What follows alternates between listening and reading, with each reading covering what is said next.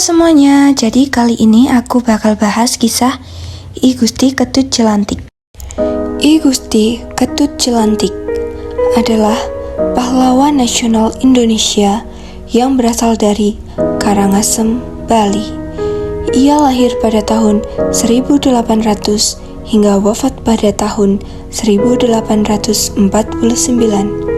Ia merupakan patih kerajaan Buleleng. Ia berperan dalam Perang Bali I, Perang Jagaraga, dan Perang Bali III yang terjadi di Bali pada tahun 1849. Ia gugur ketika peperangan berakhir, yaitu pada tahun 1849. Perlawanan dimulai pada tahun 1841. Terjadi kesepakatan antara pemerintah Hindia Belanda dengan kerajaan-kerajaan lokal di Bali. Belanda berhasil mendapatkan persetujuan beberapa kerajaan di Bali untuk menghapus hukum adat Tawan Karang. Tawan Karang adalah hukum adat Bali untuk menguasai seluruh kapal yang karam di pesisir Bali. Kesepakatan ini ternyata ditentang oleh sebagian besar masyarakat Bali, terutama oleh kerajaan Buleleng. I Gusti Ketut Jelantik, patih kerajaan Buleleng, mengancam Belanda untuk menghapus perjanjian mengenai Tawan Karang. Masih adanya pihak yang menolak. Kesepakatan tersebut memberikan alasan bagi Belanda untuk menyerang Bali. Dalam hal ini, Buleleng, I Gusti Ketut Jelantik tetap pada pendiriannya, yaitu lebih memilih jalur perang daripada harus mengikuti kesepakatan dengan Belanda. Pertempuran antara masyarakat Bali dan Belanda baru terjadi pada tahun 1846. Peristiwa ini dikenal dengan Perang Bali I, yang melibatkan puluhan ribu prajurit. Di pihak Belanda melibatkan sekitar 1.280 prajurit dan 23 kapal perang, sedangkan di pihak Bali dalam hal ini Buleleng dan Karangasem melibatkan lebih dari 10.000 prajurit perang. Bali menghasilkan kekalahan pada pihak Buleleng.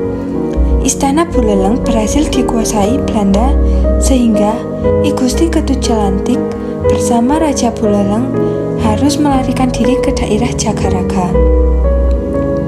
Di Jagaraga, Buleleng dan I Gusti Ketut Jelantik tersembunyi di benteng-benteng pertahanan yang ia bangun bersama prajuritnya sebagai pusat kekuatan militernya.